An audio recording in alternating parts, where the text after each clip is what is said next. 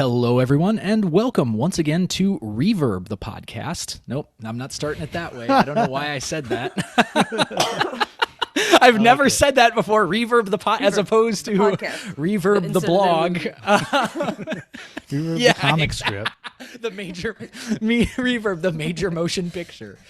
Whew. All right, get all that out.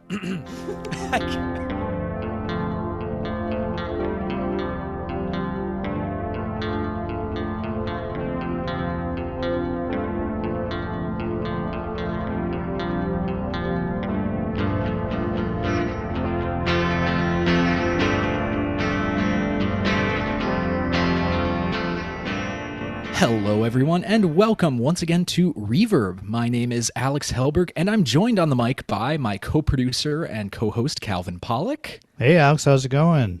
I'm good, Calvin. And making a triumphant return to the mic after a little bit of time away, we have our co-producer, co-host, and great friend, Sophie Wadzak. Sophie, how are you? I'm very well, thank you, Alex. It's great to be here. It's so good to have you back. We always love having Sophie back on the show. Today, we are diving into another installment in our ongoing Rejoinder series.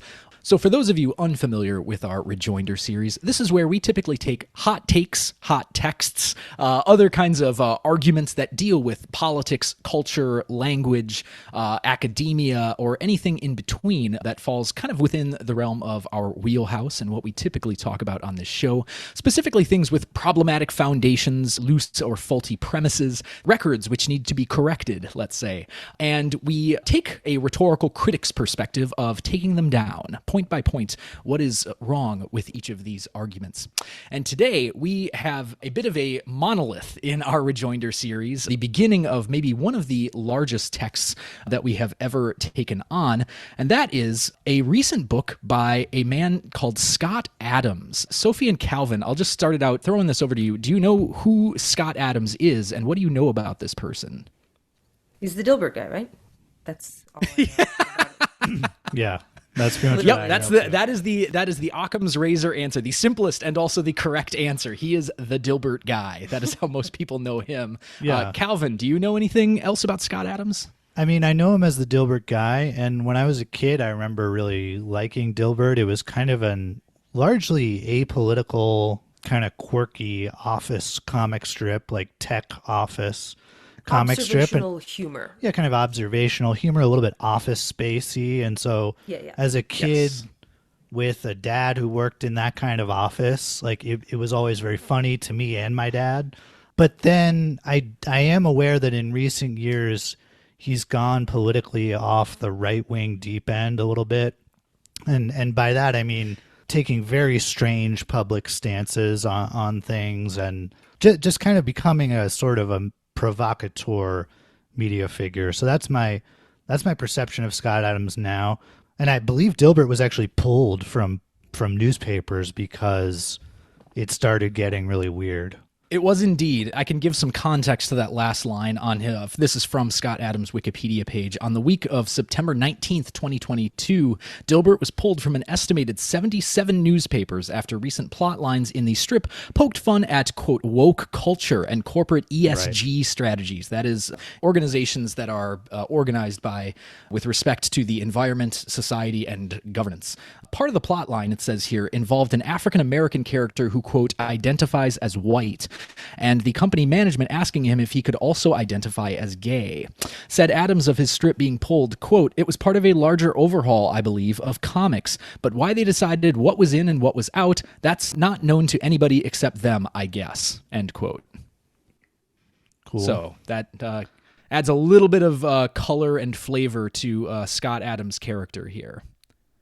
Sophie, you look deep in thought about this. What are you thinking right now? I don't know. It sounds like I really don't. I mean, apart from Dilbert, I don't know anything about this dude. Although I just found on his little Wikipedia page, he's like praising Trump's style, I guess, during the campaign, and like, I don't know.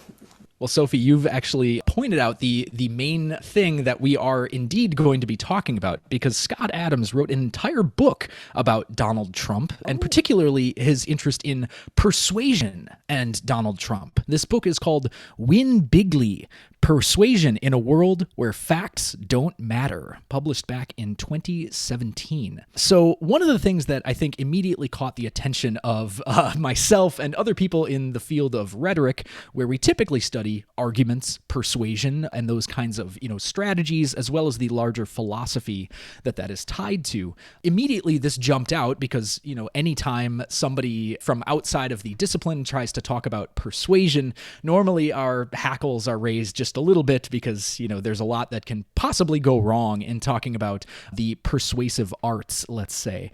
So this book in particular came out to much acclaim as well as much criticism back in 2017. But I do want to ask, before we actually dive into what this book is and what it represents as a public treatise on persuasion, I want to ask the two of you a question. It is intentionally ambiguous and a little bit broad, but I want to hear your thoughts on this. Can rhetoric help us predict the future? Calvin, I'll go ahead and throw this one over to you first. Can rhetoric help us predict the future? I think it can, to the extent that we study rhetoric as a kind of data set, or as a material artifact of history, and that history does tend to repeat itself. If we study rhetoric and collect examples of past rhetoric, we can certainly anticipate future arguments, I think. But I'm not sure that we want to say 100% we can predict with certainty, because there are philosophical problems with that David Hume pointed out in the 17th century, 18th century, right? So it's, the real issue is, will the future in fact resemble the past? It tends to, but not always.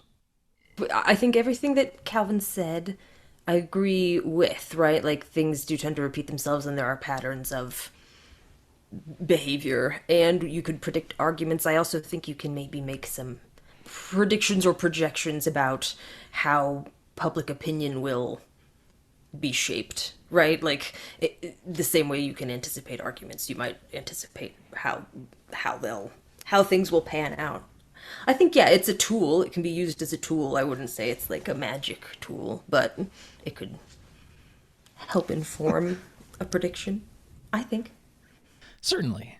Those seem like reasonable enough answers to that question that are, picking apart the vicissitudes and nuances of what it takes to actually, try and know what is coming down the pipe, right? One of the reason that I bring this up is because Scott Adams, for all of his things that he's done throughout his entire history, he has been a little bit obsessed with this notion of prediction, and specifically self-styling himself as a master predictor, somebody who is really good at feeling the temperature of the water, right? Like being able to take the sort of pulse of what's going on in a society, reading people, and being able to predict what they're going to do individually and in mass. And particularly, this kind of came to the forefront when he predicted that Donald Trump was going to win the presidency in 2016. He treated that as kind of the ultimate feather in his cap, the thing that nobody else thought was going to happen, that he alone only could have foreseen, for one very specific reason.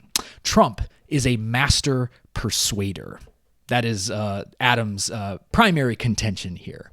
And that is, of course, the subject of this book. What can Donald Trump's rhetoric, what can his persuasion tactics teach us about the nature of reality and how to see into the future? So, I don't know. Do you think? Yeah, what do you think about that undertaking? Well, I think that it's a strange example to build your case that you're a master predictor on, because especially if it's based on this idea that Trump is a master persuader, because there's no necessary connection between how good of a persuader he was and the outcome of the election, the outcome of an incredibly overdetermined election by like a million different factors, one of which is just the weirdness of our political system. In pure numbers, Hillary persuaded way more people than Trump did. It's just that we have an electoral college system that prevented her from being given the office, Right. Sophie, what are your thoughts? Well, here? I wonder if, because I haven't read the book, it's sort of two questions, right? Like, is he good at predicting the future, and was Trump's success because of how persuasive he was. Like, I feel like I can't parse how to respond because I feel like I'm focusing on both of those different questions. You know what I mean? Like, it's the case that he could be good at predicting things, and that's not the main thing. Like, is he truly saying, like, because of how persuasive he was, I knew he would win? Like, is that the thesis of the book? Yes, that is okay. more or less the essential premise of this book. You've already nailed it pretty much right on the head. Yeah, I mean, I wouldn't agree with that. Yeah, like of course he's a good persuader, but anyone else could have predicted that for a million other reasons, that Hillary was a bad candidate in certain states that she needed to win in our weird political system, right. Or and any other predicting number of if things. Like, people were saying that in real time throughout the campaign, like, this was being remarked on as it was unfolding. So I also just think it's hilarious to say, like, I'm a good predictor. I'm an oracle, basically, because I'm also a comic strip writer, but I'm an oracle. Is there anything you can't do? It's so incredible. I think you're exactly right. Like, both of you talked earlier on about, how like the Dilbert comic strips were like everybody's parents' favorite thing. My mom would ask for like the Dilbert calendar for Christmas every year because it was so good at, this acerbic wit that picks up on these sort of like banal truths of the workaday world. And I think that, if you are inculcated in an environment like that for long enough, you start to think that like every day is predictable. Every day, you take your lunch break at this time and your boss is going to say this thing. You can just predict how these sort of like corporate bureaucratic structures are going to work because it's an incredibly closed social system. Well, and that calendar certainly predicted the number of days in the year and when they were going to fall. So credit to Scott. It's a great point. The calendar is usually pretty good at predicting what day is going to come after the other, and the Dilbert calendar certainly is no exception. So I think we should dive into this book, though. I'm going to read today as much as we can get through of the preamble and the introduction to this book, because there's a lot going on here that has to deal with this question of what does it mean to use a knowledge of persuasion, or an ostensible knowledge of persuasion, to predict the future. So this is the preamble, very short little snippet here called "The Day My Reality Split in Two." Here we go. In February of 2016, I began to experience two separate realities at the same time. In one reality, candidate for president Donald Trump had just ended his chances of becoming president of the United States by refusing to disavow the KKK and David Duke on a CNN interview with Jake Tapper. Trump said he didn't hear the question.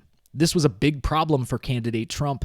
It was also a big problem for me. I was one of the earliest public figures to have predicted Trump's win. So first humble brag right there about his prediction skills. Let's keep a tally up here on the side. I'll do a little ding sound every time he talks about his predictions. And I was in the middle of an unplanned career pivot from, quote, guy who created the Dilbert comic, end quote, to something like a political pundit. Yeah, the Dilbert guy. Exactly. Right. He gets it. That was his public brand. He gets it. My blog traffic went through the roof whenever I wrote about Trump's skill as a persuader. I don't know much about politics, but I know skillful persuasion when I see it. As it turned out, there was a big demand for what I called my, quote, persuasion filter on the race. Producers for news outlets, both large and small, were scrambling to get me on their shows. I wrote and spoke so much about Trump's persuasion skills that people labeled me a Trump supporter, although not in the sense of supporting his policies. By then, my writing about Trump had already cost me half of my friends. My lucrative speaking career had dropped to zero, and I didn't expect any new Dilbert licensing deals. I had become toxic for any kind of mixed crowd. But I was okay with my situation, because I expected to be right in my prediction that Trump would win it all. Winning fixes most problems. Although the polls disagreed with me, I thought my prediction of a Trump win was looking good until the Jake Tapper interview with CNN. In this version of reality, I had foolishly alienated my friends, annihilated my professional reputation, and cut my income in half. And all I would get in return was a Wikipedia entry under my name saying I had supported an alleged racist for president. The situation was less than ideal. I publicly disavowed Trump because of his CNN interview just to get out of the blast zone. But by then, it was too late to salvage everything I had already lost. Like an idiot, I had managed to turn a respected career as one of the top cartoonists in the country into a grimy embarrassment that wouldn't wash off. That was one version of reality. I experienced a second version of reality at the same time. This version involved Trump brushing off the CNN/KKK controversy and going on to win the presidency. In that version of reality, I would be redeemed in the end, at least in terms of being a credible political observer. Winning always feels good.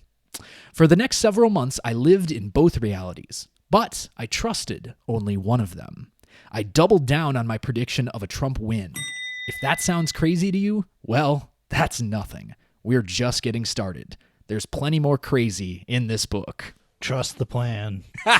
Trust the plan. Baby. Trust the preferred reality. Wait, so I love this because this is a very common trope of right-wing political commentary where you kind of play footsie with the idea of supporting a politician or a particular policy or ideology, but mask that by presenting it as if you're just calling balls and strikes, or you're predicting the way things will happen. And I mean, he's very clearly saying, like, things could have gone really bad for me, but they went really good for me because Trump won. But he also won't admit to like actually supporting Trump's views and policies. Because I don't really understand what's at stake for him. Like he's like, I doubled down on my prediction. Like, who were there? People like repeatedly turning to him to act, like, what's going to happen? Asking him, like, I guess I just don't understand what it means to double down on a prediction if you're not, like, who's asking him? You know what I mean? I don't know. Yeah, he did put a lot of stakes on that, like as if he's like he risked it all to predict Trump, but like, what did he risk exactly? Right. I'm so glad you pointed that out, Sophie, because I think the stakes of this entire book only make sense if you are Scott Adams and Scott Adams alone, because the whole conflict that's being laid out here is like, oh no, what will happen to Scott Adams' reputation? Right. And also, his predictive capabilities. Like, I can't remember, did he say, like, I thought my prediction was doing good? Like, rather than like, Trump's chances were still good. Like, I thought my predictions chances were good. Like, it's like he's added a layer. You know what I mean? Yes. Like, or like said that, like, it's actually my prediction. That's his prediction has become like a character in the world that can act. Right. Influence events. Well, and the prediction, importantly here, is a proxy for his overall skill to, read the room of society, right? To be able to succinctly talk about and call out the persuasion strategies that are going to make the difference between what happens now and what happens in the future. And keep in mind this notion of multiple realities that he's going to talk about here, because this is eventually going to become very important. Scott Adams sort of articulating this notion of living in multiple realities and being able to prefer or sort of, put stock into one of them, trusted one of them, right? Yeah. And that was the one in which his prediction would pan out. And that is incredibly important for understanding the overall vanity project that is at the center of this book. So here we dive into the introduction, parentheses, where I prime you for the rest. So he's alluding to some of the persuasion tactics that he's going to be getting into. He's priming us here. We're being primed. This chapter begins. I am a trained hypnotist. That's paragraph number 1. There we go. Cool. Did you guys know that about Scott Adams? Kind of buried the lead there. I feel like you should open with that. If you're right. Yeah. Well, he is an oracle. I think he thinks of this in supernatural terms, actually. Yeah. Yeah, no, you're absolutely right. Actually, Calvin, the very next line here, and I'm going to tell you about the spookiest year of my life. There you go. Okay, so Scott Adams, trained hypnotist. I'm going to tell you about the spookiest year of my life. It happened between June 2015 and November 2016. Okay, that's a little more than a year. So he clearly needs his Dilbert calendar here to tell him how many days are in a year. It's a callback to the Sorry, I couldn't resist. He makes calendars. Yeah. Everything you are about to read in this book is true, as far as I know. I don't expect you to believe all of it. Who could, in parentheses, but I promise it is true, to the best of my knowledge. Okay. This guy's a master persuader. Yeah, no, exactly. He's as good a persuader as the Jeepers Creepers semi-star from Mr. Show. I know I bring that up all the time. Always be good, except when you're bad. Choose to be happy, except when you're sad. Don't quote me on this, don't hold me to that. Is there a God? Don't know for a fact. Should we live a good life? I guess you tell me. Are you the Messiah? Yes, but perhaps could be. I am the prophet. Maybe we'll see. So it's kind of like you spin somebody around 3 times before you get them going. Like right at the very beginning. Like I don't know if this is true. Yeah. It's a little bit true, except for not really. But take my word for it, except for maybe not. Like I'm feeling dizzy for sure. Yeah, like I don't know what's. Yes, he could tell me anything. Yep, we have all put our foreheads on the proverbial baseball bats and have spun around several times before we're about to run a sprint here. So let's see how long we can make it before we fall down again. So I've waited decades to deliver the message in this book. I waited because the world wasn't ready, but also because the messenger, yours truly, didn't have the skill to deliver it right. The story was too hard to tell, but it was important, and it needed to be told. Everything else from here until I say so has a paragraph break in between it. And so I waited, and I learned, and I practiced, and I waited some more. Then it happened. It's not a book. This is just like some kid's website. No, it literally. No, I mean, I literally, a lot of the critiques of this book that are out there are, no offense to the kids out there. We love our kids. But literally, they are indeed, if you want to predict Scott the future, Adams have kids. They will tell you more about, Scott Adams is thankfully not. He wishes. Indeed. So here we go into the meat of the argument. On June 16th, 2015, Donald J. Trump rode a golden elevator in Trump Tower to the lobby, where he announced his candidacy for President of the United States. Like most observers at the time, I didn't fully understand what I was seeing. It wasn't until the first Republican primary debate that I realized what was happening right before our eyes. Trump was no ordinary politician. He was no ordinary business person either. In fact, he wasn't ordinary in any sense of the word. Trump is what I call a master persuader. Very important concept here. That means he has weapons-grade persuasion skills. Based on my background in that field, I recognized his talents early. And after watching him in action during the election, I have to say that Trump is the most persuasive human I have ever observed. All right, so he's got weapons-grade... Yeah, that is, by the way, weapons-grade persuasion skills is a concept that will be referred to multiple times in this book. Yeah, it's also interesting that he says, like, being a master persuader myself, I was able to recognize it in him. Like, it's very, well, I don't know. Well, keep that in mind, Sophie. Yeah, I will. We'll keep it in mind. Yeah. Well, no. Keep in mind the way that Scott Adams talks about his own persuasive skills, because there's gonna be some twisted turns in this chapter. President Trump carried those persuasion skills into the White House, where his supporters say he has gotten a lot done, and his critics say he hasn't. Supporters pointed to a decrease in illegal immigration, a strong stock market at this writing, high consumer confidence, progress fighting ISIS, a solid Supreme Court nominee, and a stronger than expected foreign policy game. Critics saw chaos in the administration, slow progress on healthcare reform, and maybe some kind of nefarious connections with Russia. President Trump's critics and mine asked me how I could call the president a master persuader when his public approval levels were in the cellar. The quick answer is that low approval didn't stop him from winning the presidency. And according to his supporters, it didn't stop him from getting things done on the job. His persuasion skills, combined with the power of the presidency, were all he needed. Keep in mind that disapproving of Trump's style and personality is a social requirement for people who long for a more civil world. Effectiveness is a separate issue from persuasive skill. I want to pause there and ask what you make of that last Well, I sentence. mean, obviously, yeah, persuasiveness is separate from progress. Just like how persuasive he is a separate question to whether or not you could predict that he would win or why he was able to win the presidency. But so he said low approval doesn't matter because he's still able to get things done because of how persuasive he is. Ostensibly, yeah. So that who last is he line, persuading? Yeah. That's the big question. He says effectiveness is a separate issue from persuasive skill. So, but is he saying that he's effective or that he's because didn't he ineffective? also say like whether or not he's approved of doesn't he's still getting things done, but then he's like, well, effectiveness is different from persuasiveness. So it kind of seems like he's like more effective than he is persuasive. Like it's like playing defense on both sides. Like it's not saying much.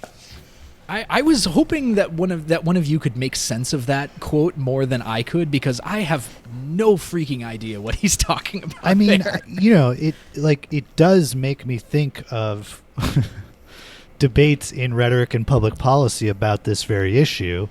There's a classic book called The Rhetorical Presidency by Jeffrey Toulis that talks about like presidents' policy agendas are not entirely dictated by their skills as managers. It's also dictated by their ability to persuade the public to get on board with certain policies and build pressure. And then there's been responses to that from people like Vanessa Beasley, who wrote about the unitary executive, basically that like over time more and more executive power has accrued to the president to where public persuasion just doesn't matter as much. They get into office and then they can kind of do what they want to do because they have so much power. Or they're not the ones who are the person. Like, once they're voted in, the public, like, you see it played all the time. Like, oh, there's the Senate is split 50-50, or there's actually, like, 55 in favor, but since you didn't get to 60, didn't have... Like, those are the things that are, like, determining what he's able to do and not, like, whether or not the public... Like, we're... Unfortunately, it doesn't actually really matter if the public. So that could kind of be what Scott Adams is trying to say here, is that he did a good job of persuading enough people, like the right to get elected. So even though his administration is a dumpster fire, that does not impugn his status as a master persuader. Yeah, but then he also says that like it doesn't. I can't remember how you worded it, but like just because he has low approval doesn't mean he's not getting things done. So yes, kind of that is exactly what he says. And according to his supporters, his low approval rating didn't stop him from getting things done. I think we're going to learn a little bit more about what Adams means by that, because again, the effectiveness and persuasiveness kind of gets broken down a little bit here below. Here's where we start talking about reality again. But here's the fun part. I also believe that Trump, the master persuader, was going to do far more than win the presidency. I expected Trump to rip a hole in the fabric of reality so we could look through it to a deeper truth about the human experience. And he did exactly that. But not everyone noticed. That's why I made it the theme of this book. Okay, so, all right. I have watched enough Doctor Who to know that you can't actually rip a hole in the fabric of reality and expect that some people wouldn't notice it happening. Right. Mm-hmm. That doesn't make sense. I mean, or it's like he's saying like it's so obvious, but some people are so dumb or like are so much more oblivious than me that I had to write a book about it. And those people are definitely going to read it. Like... No, I think like you're saying very much. I think you're spot on, Sophie. He just has all of these tells where he has to insert just these little like vain, self-congratulatory lines about how like nobody saw it coming, but I did. Yeah. Well, it's also true, like in terms of making predictions, like somebody coming to rip a hole in the fabric of reality was predictable for him. He knew that was going to happen. Yes. Like. One also, I think you're right about what you said earlier. If you rip a hole in reality and nobody notices, not to go back to the old Cohen about the tree falling in the forest with no one around, but like, does it matter then? Yeah, did you rip a hole in reality? If nobody noticed, nothing changed and nobody said anything? Like, sounds like you maybe didn't do that, but. Well, we're going to hear a little bit more from Professor Adams here about the nature of reality, according to most people. The common worldview shared by most humans is that there is only one objective reality, and we humans can understand that reality through a rigorous application of facts and reason. This view of the world imagines that some people have already achieved a fact-based type of enlightenment that is compatible with science and logic, and they are trying to help the rest of us see the world in the, quote, right way. As far as I can tell, most people share in that interpretation of the world. The only wrinkle with that worldview is that we all think we are the enlightened ones, and we assume the people who disagree with us just need better facts, and perhaps better brains in order to agree with us. That filter on life makes most of us happy, because we see ourselves as the smart ones, and it does a good job of predicting the future, but only because confirmation bias, that our tendency to interpret data as supporting our views, will make the future look any way we want it to look within reason. Are you dizzy yet? But isn't he not just saying is he not talking about himself? Like, yes! what? But this is projection par excellence right here. Yeah, pretty amazing. But I feel like he's setting something up here where he's going to be able to say, yes, I am describing myself, but I'm also describing Trump. Yeah, he's which is why Trump won. Right. So what I saw with Trump's candidacy for president is that the, quote, within reason part of our understanding about reality was about to change bigly. He really wrote bigly in there. I knew that candidate Trump's persuasion skills were about to annihilate the public's ability to understand what they were seeing, because their observations wouldn't fit their mental model of living in a rational world. The public was about to transition from believing, with total certainty, quote, the clown can't win, to, quote, hello, President Trump. And in order to make that transition, they would have to rewrite every movie playing in our heads. That's just bad writing, sorry. To put it in simple terms, the only way Trump could win is if everything his critics understood about the true nature of reality was wrong. Then, Trump won. That's what I mean by ripping a hole in the fabric of the universe. He said reality before, not the universe. Think of it as the moment your entire worldview dissolves in front of your eyes, and you have to rebuild it from scratch. As a trained persuader, I found this situation thrilling beyond words, and I was about to get a lot of company once people realized what they were seeing. I'll help you find the hole that Trump punched through the universe, so you can look through it with me to the other side. Put a seatbelt on your brain. You're going to need it. Put a seatbelt on your brain. Yes. Okay. I mean, I think it's a little... like, it's so hyperbolic, like the idea that like who wins the American presidency is something like that fundamentally shifts the universe. Like it's right. Like the fabric of reality in as much as we're talking about like a very closed system that is like so constrained.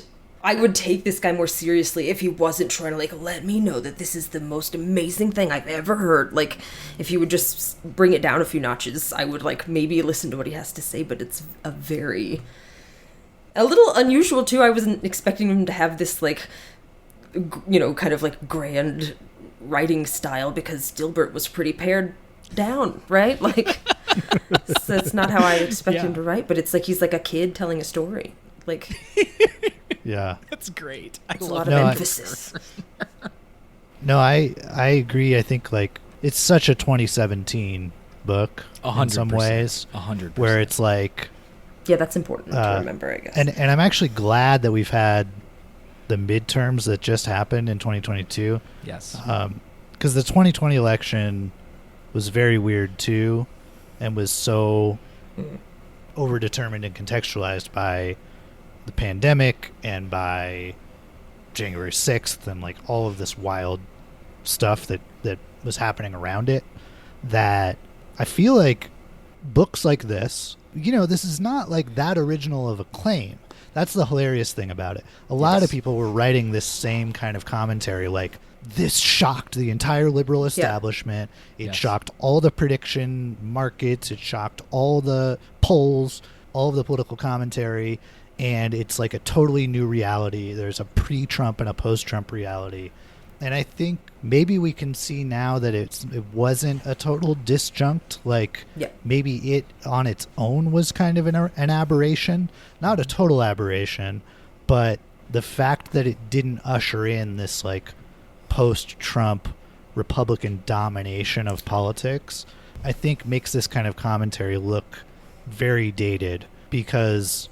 Sure, it revealed certain things that commentators weren't seeing as clearly as they could have, but I don't know if it blew a hole open in reality, particularly because he only won by like 1 point. Well, right. It wasn't like a landslide. And also, I feel like it's, I think a lot of people's feelings about it, because he is so disliked by so many people, like, is it accurate to say people thought it couldn't happen, or is it that they thought it shouldn't happen? Because I feel like want it to happen. Yeah, like it's I feel like the whether or not you thought it was likely, I think is like skewed a little bit by how much people did not want it to be likely. And so that's, I think, more accurate description of the dynamic, because like if you detach yourself from like caring about what happens, maybe people would have less of a, it wouldn't be so shocking to think he could win, because like, but how do you detach yourself from that when it's politics? I mean, this is such a privileged way to look at politics. Right. Well, and he which he takes himself, because he's like, I don't know much about politics. Like he's like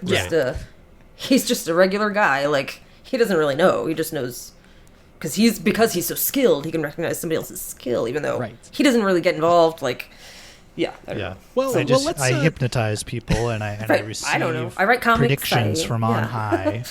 Right. Well, Sophie, let's go and talk about Scott's politics for a bit. Okay. I'm not going to read directly because he goes to great lengths to talk about why he labels himself, quote, an ultra-liberal.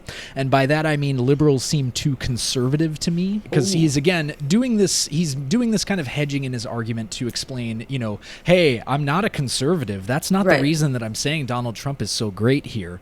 And so, he talks about, let's see, generally speaking, conservatives it's very pedantic stuff where he's like, actually, I'm pro-abortion and pro like women's bodily autonomy, to which I just have to say that Scott Adams, let's see, this is reading from his Wikipedia page. Adams has compared women asking for equal pay to children demanding candy back in 2011. Oh, really? So that's really? just a little frame checking there for the Dilbert guy. He talks about other things. He's opposed to legalization of marijuana. He's actually in support of it. He doesn't have any opinions on economics and foreign affairs. Neither does anyone else. My opinion on my own limitations doesn't match that of any politician. They pretend they have enough information to make informed decisions. And, so he's not getting into it if he can't make a prediction. That's not nobody can predict that. Exactly. Yep. Nobody can predict it. Don't even ask me. And if people say they can, they're wrong. They can't. Exactly. That's exactly right. But just to check this whole frame of himself as an ultra-liberal, other things that he said that have been controversial, he caused controversy by pointing out satanic coincidences in the Joe Biden presidential campaign, and even went on to predict that, and this is quoting from his Twitter, July 1st, 2020, quote, if Biden is elected, there's a good chance you will be dead within the year. Sorry, what satanic coincidences? Can you circle back a little bit? Sure, let's go ahead. And I didn't actually. We should have done this for Halloween. Yeah, this is... Maybe we can do a spooky follow-up. We can, going into all the conspiracy theories that Scott Adams has peddled here. Let's see. We'll bring light in the darkness. Okay, hang on 1 second. This is... Sorry, there's a Washington Times article that we could dive into here. I mean, it was just all this stuff that he says in these, like, morning vlog posts that he does over coffee. Okay. I'm going to look into this. He's speaking and saying, we'll bring light to the darkness. Cities are actually on fire. California is on fire, said Mr. Adams. Quote, so if you were Satan, wouldn't you expect that Satan would speak in terms which are true but misleading? Asked Mr. Adams. Quote, meaning he will bring you the light, but there's a catch. It's fire and it's burning your stuff. That's exactly what Satan would say if Satan existed. Now, I'm not saying that Joe Biden is possessed by Satan. I'm just saying it would look exactly like this. I'm not saying that he exists, but if he did, it would look exactly like Joe Biden. End quote. So a satanic coincidence is that if the devil was real, he would probably say exactly what Joe Biden just said, and that's the satanic coincidence. Yep. Okay. Yep. Gotcha. Precisely. Or perhaps, probably one of the most monstrous, I don't know if I would even call this a political position, but in response to a lot of the mass shootings that were happening, especially kind of culminating over the summer, on Twitter, Adams argued that society leaves parents with only two options when their teenage sons become a danger to themselves or others. Watch people die or kill your own son. That is literally a thing that Scott Adams said. Oh my goodness. Okay. Yeah.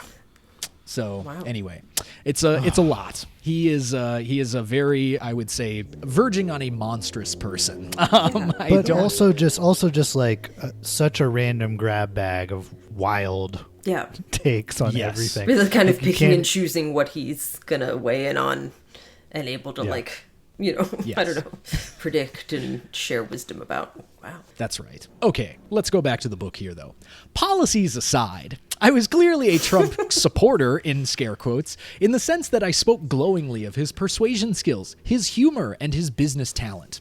I was among the first observers, some say the first, to identify his political maneuvering as... Let's add another ding there on the... That's also a very Trumpy way to say that. Yeah. too. Well, some would say the first. And you know, Calvin, I think you're picking up on a little something that's going to keep happening over the course of this book. He's Let's learned a listen thing or two. closely for it, if we can. Some say the first to identify his political maneuvering as solid strategies borrowed from the business world. I was making that point while most pundits were labeling him an unhinged clown. I know a lot about business because I've observed it and lived it in a lot of ways. I write about business in the Dilbert comic, and I've published several business humor books. Are they Dilbert books, though? That's what I want to know. Are they just Dilbert compendiums that I read when I was in 6th grade? Yeah. Dreaming of I office also- life. Yes, exactly. They were aspirational at that point, not so much anymore.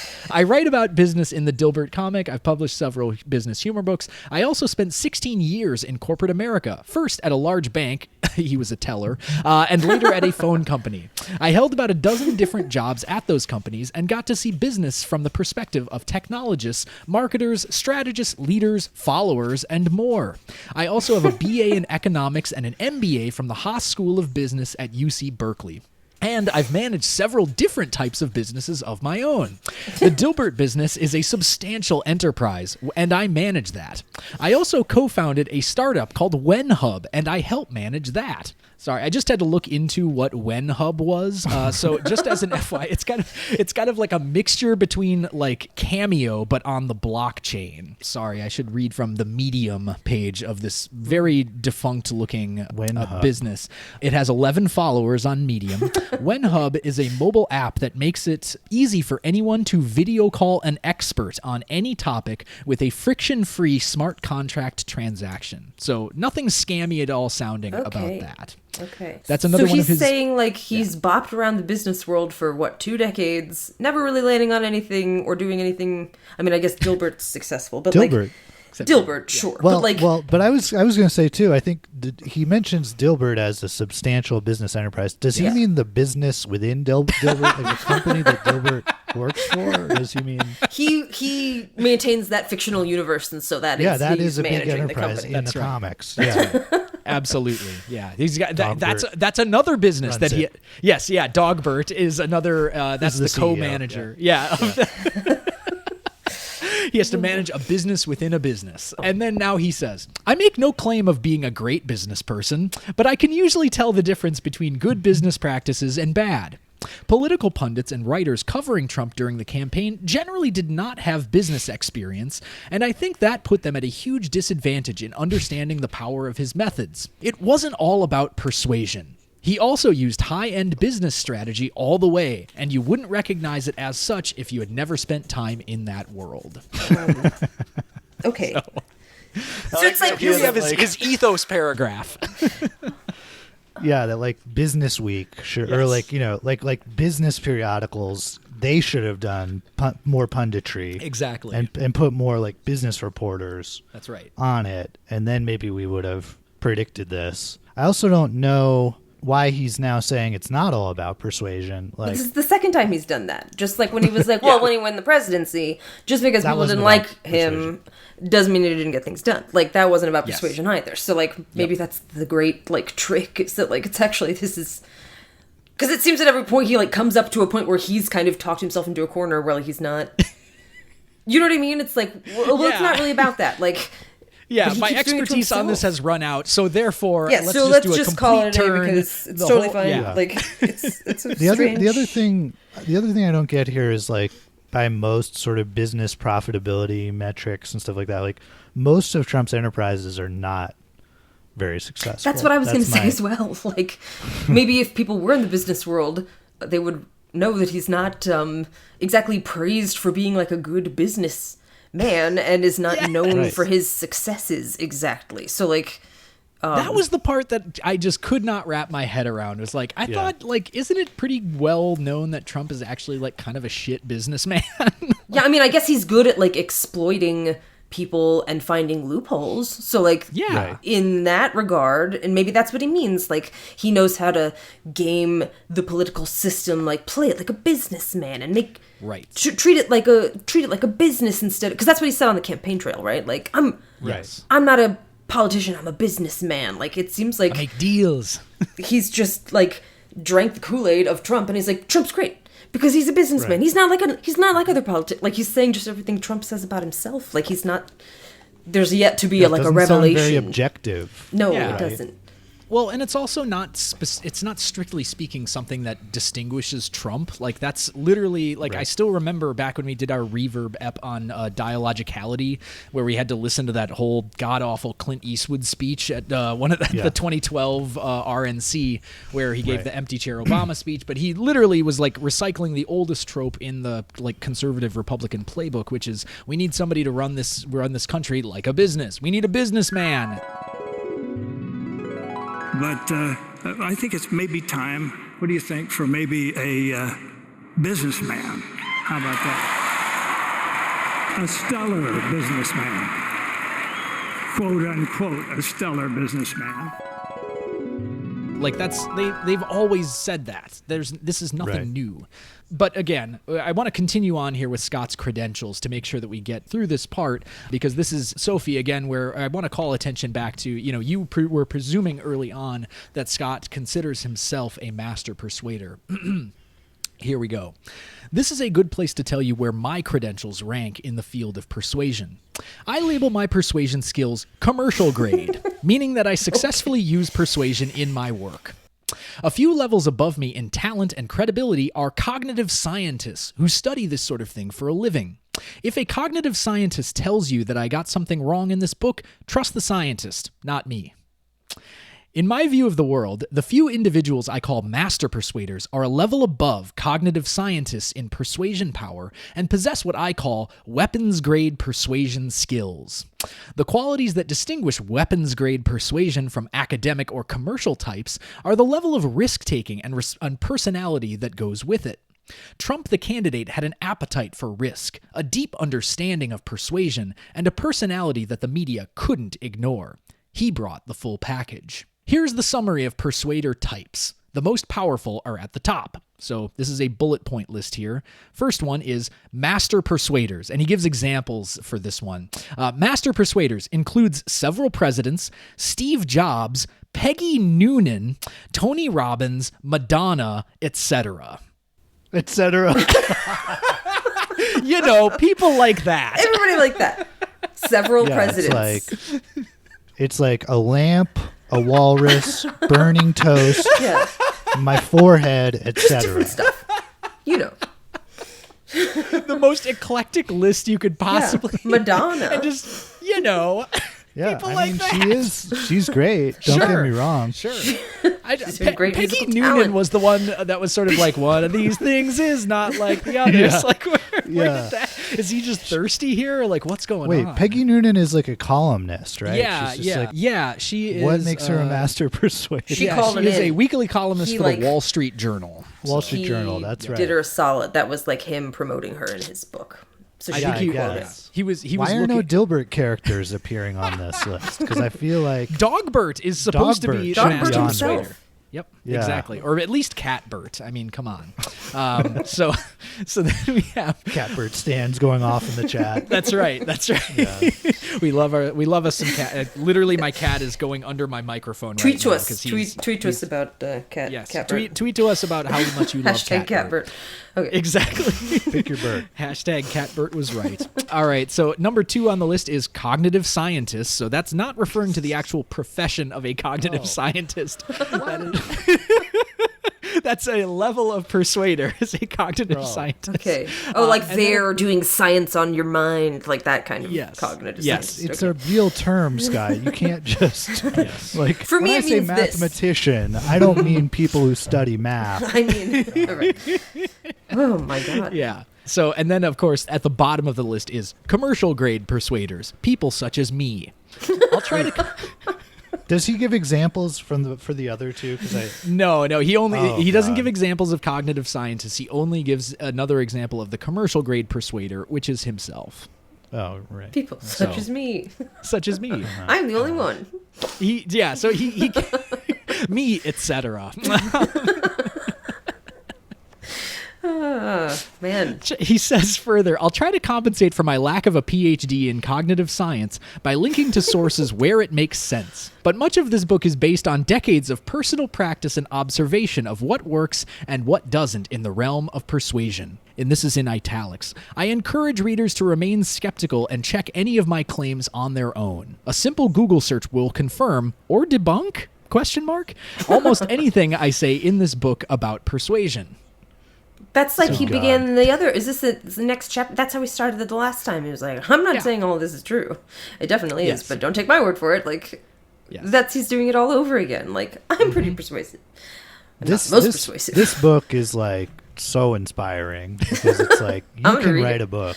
Yes. Anyone can write a book. Yes. If this is a book, man. Well, you can literally he did just build say his anything. Dilbert empire first. He did have Yes, to. He's standing that's on the true. shoulders of his own Dilbert empire.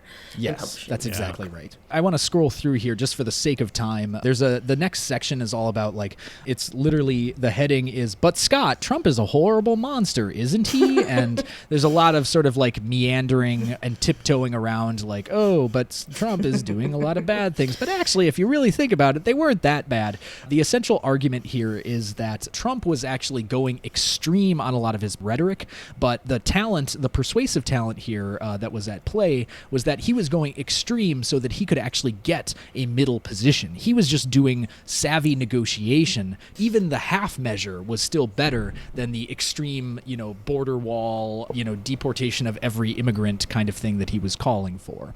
So he's really doing a lot of, I guess, like apologia for the actual horrors of the Trump administration, like saying, actually, his bark was worse than his bite.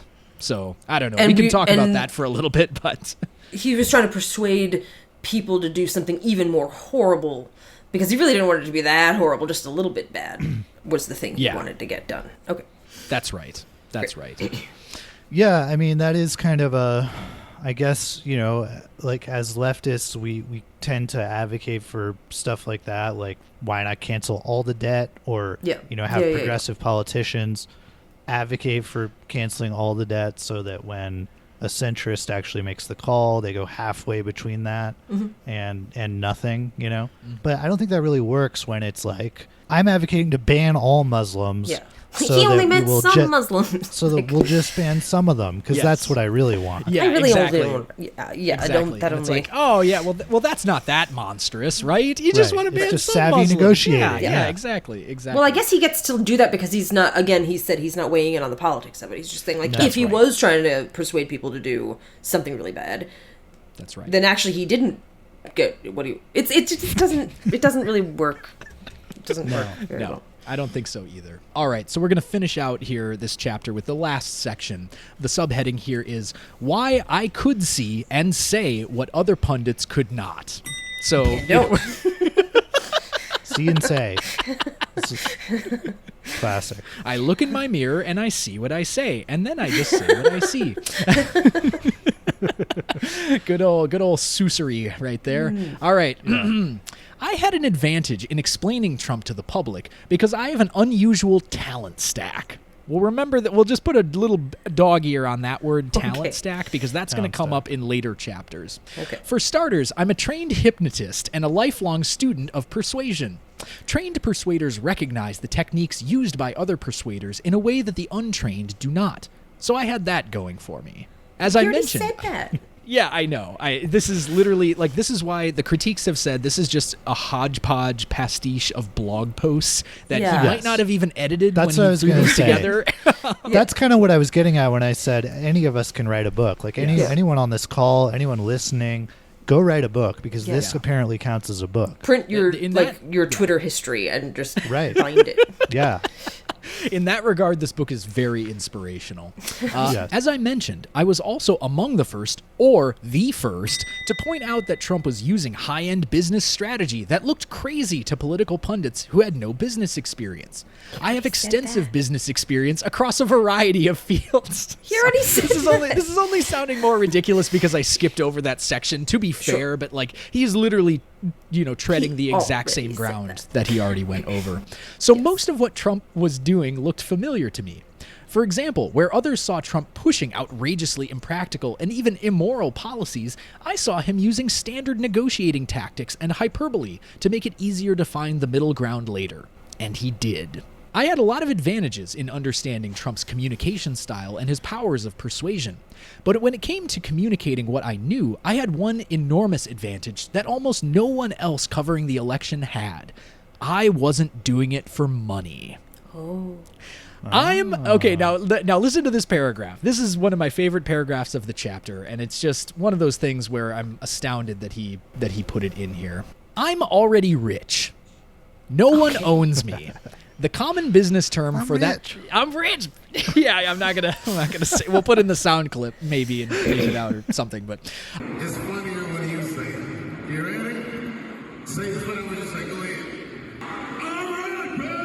I'm already rich. No one owns me. The common business term for that is having FU money, and I have it. He actually says FU with the letter. He doesn't say the whole expletive. Gotcha.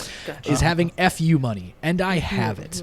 That Gilbert gave money, me. baby. Yes, he's got Another word for that. Yeah, he's got D money, and I have it. That gave me the freedom to say whatever I thought was both useful and true. And thanks to my popular blog at dilbert.com, I had a direct channel to the public. Honestly, that's like the third thing I do when I wake up in the morning is I log on to dilbert.com. Dilbert.com. To That's see what actually, is going on. Right. I have my Chrome set up so that when I open a new tab, it starts from Homepage. Dilbert.com. Yeah, obviously. Yes, exactly. It's the that first place to good. go for all your news. The front The page paper of the record. internet. That's right. Yeah. What's he going to say today? Oh my God. I also knew that there would be plenty of haters coming at me as soon as I started saying good things about Trump's talents. And I wonder if that they drove blog traffic. I don't know. I truly wonder if any of this is just about milking engagement. Getting which is more money. Interesting. I also knew there would be plenty of haters coming after me, and come after me they did. Amateurs, professionals, and paid trolls alike. Luckily for me, I had a 3-word philosophy beginning with an F and ending with money that covered that situation. It's FU money, for those of you Right. Right. Sure. And I made sure my readers knew that's how I was thinking. The freedom to say whatever I wanted to say and to do it publicly was half the fun. Oh, I also have one more thing going for me. I don't feel shame or embarrassment like normal people. I wasn't always this way. It's a learned skill. And I knew it would take all of my embarrassment avoidance talents to survive what I expected would be a year of abuse at best, and at worst, if my critics were right, a lifetime of mockery for the things I was about to say in public.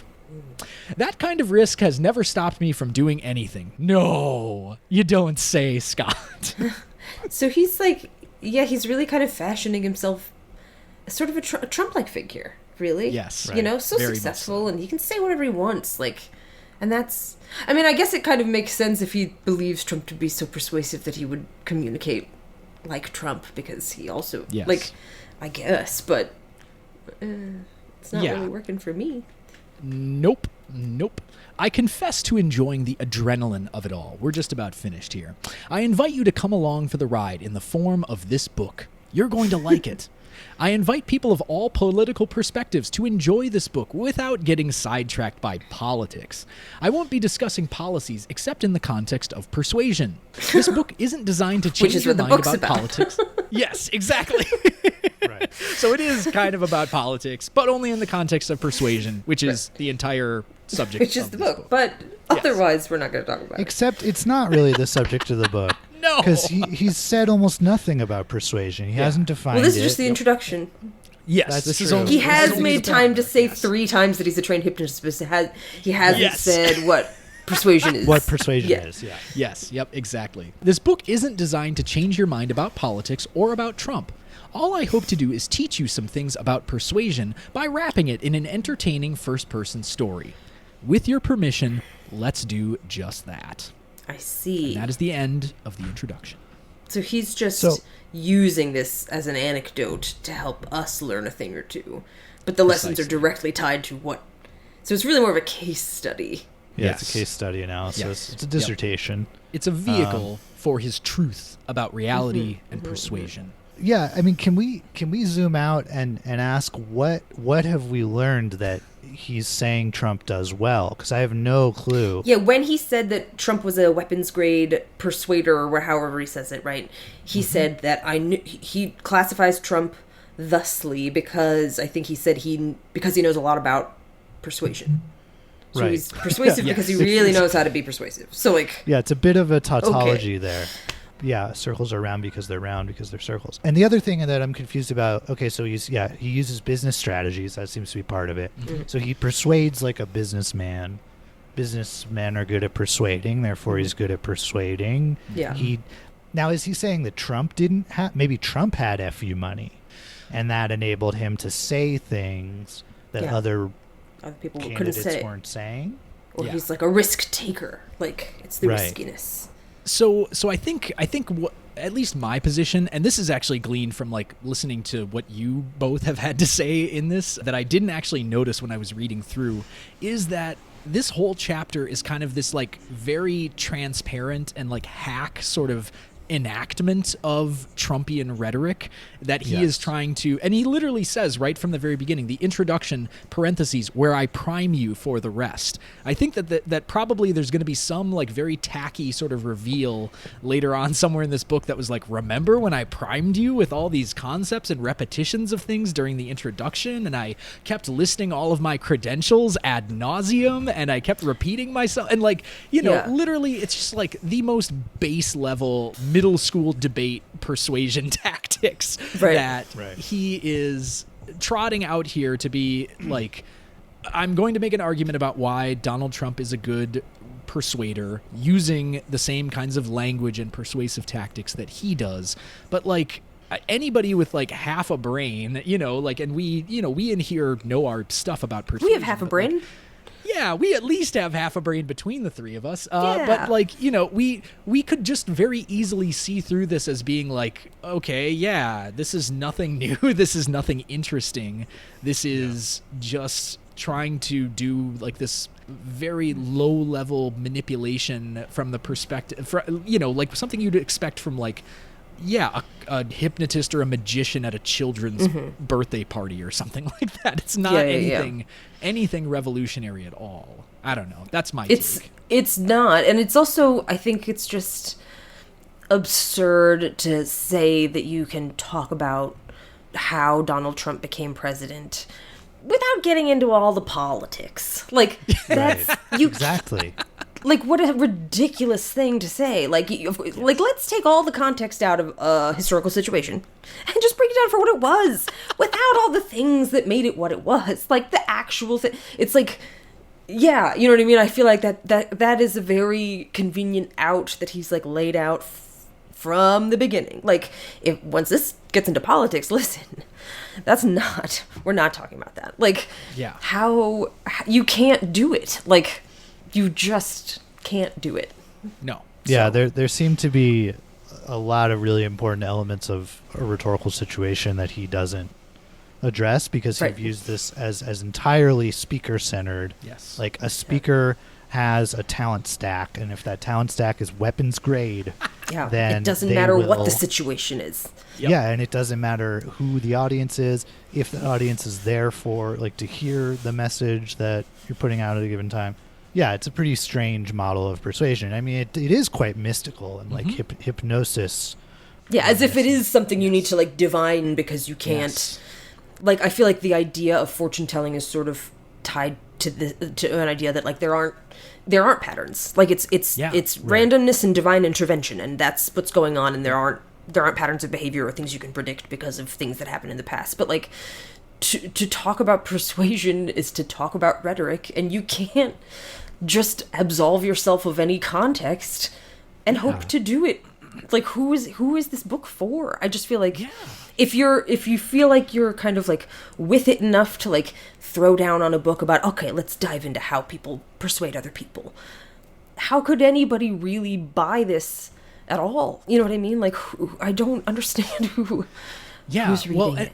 I mean, literally, I'm so glad that you guys are going to this, because this goes back to that whole point that he made about, like, most people believe in an objective reality where things are based on facts and reason. And it's like, I think, so Scott Adams is kind of like tilting his hand here a little bit when he says, I am, smarter than that. I can see through all that nonsense. But it seems like he still has this very sort of like autonomistic view of human beings. The audience, of course, does not matter here, and in a lot of ways, like, he never really brings that up, and I'm curious to see if he does later on. But I really do, not to put too fine a point on it, but like the Dilbert ethos of like, look at all these stupid drones going through this office saying I'm exactly the only what one they're who knows. pre-programmed to say.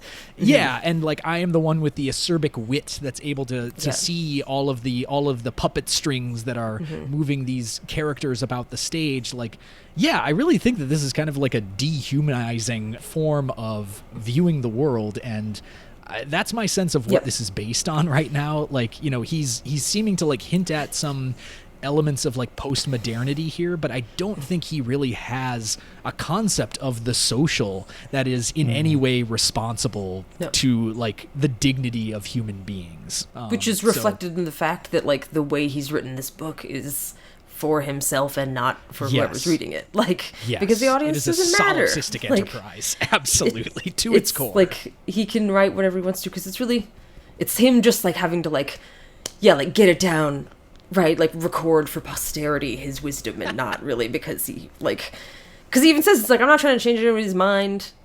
I'm just trying to teach you guys like, it just seems like it's like more of a, like he's like some kind of divine being or oracle that is like being channeled by the muse of what this is all, this wisdom that he's got. It's and his muse. I can't wait to read it. I can't wait to read the whole thing. Same. All right. Same. Okay. You guys very are in? exciting. Okay. All right. Y'all are in for another whole series. We might need to like take 6 months between each installment. Right. I feel like I'm gonna need like a 6-month shower after just reading that. So that's thank you for bearing with me on that, and thank you to our listeners, those of you who stayed all the way to the end. You are true blue. We really appreciate you coming on this journey with us. I think you're probably a weapons grade persuader by now. I'd say so. Stuck You it out put the time through in. all this. Yep. Yeah. And if anything on this podcast feels wrong to you, you're probably right. We're probably wrong. We don't really know. We're just we what don't is it? really Commercial know. grade podcasters. Yeah, We're We're cognitive scientists. I'm sorry. We're cognitive scientist podcasters. That doesn't mean that we study cognition as scientists. No. Right. But we do have PhDs in cognitive science. To be clear, right. we do. That's have right. that. That's right. Which is right. If you could have a PhD in cognitive science and publish in cognitive science, but be a commercial grade That's a great question. persuader, or be great a question. master. Again, this is really. I feel like this is going to have to become a regular series on the show, regular installment. Where we For us just to figure it unpack. out. Yes. Yeah. Yep. What is a cognitive scientist? The question of our era. All right. That's the title of the episode. What is a cognitive scientist? We got it. Oh, man. Well, thank you to my co-hosts and co-producers. This was a lot of fun. I hope I didn't torture you too much, but I had a really, really wonderful time talking through this with you. And hopefully, again, with due time and some patience, we can come to another chapter of this. And, we'll see how our listeners feel about it, too. If we get anybody saying, don't do the Scott Adams thing anymore, then we don't have to. But I don't know. And don't forget to tweet to us about Catbert also. Yes. Catbert, Dogbert. Catbert, Dogbert. Follow up. Yep. More, Calvin, you were going to say more Scott Graham, less Scott Adams. Exactly. Choose the right Scott. Yes, that's right. Shout out to Scott Graham. Great previous episode that he did with us. All right. So from all of us here at Reverb, thank you very much for joining us today. We will talk to you again soon. Bye-bye. Bye. Bye. Our show today was produced by Alex Helberg, Calvin Pollock, and Sophie Wadzak, with editing work by Alex. Reverb's co-producer at large is Ben Williams. You can subscribe to Reverb and leave us a review on Apple Podcasts, Stitcher, Android, or wherever you listen to podcasts. Check out our website at www.reverbcast.com.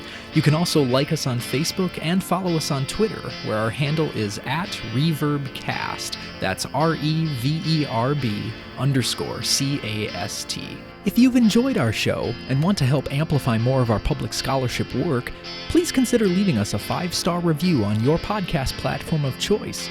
And tell a friend about us. We sincerely appreciate the support of our listeners. Thanks so much for tuning in.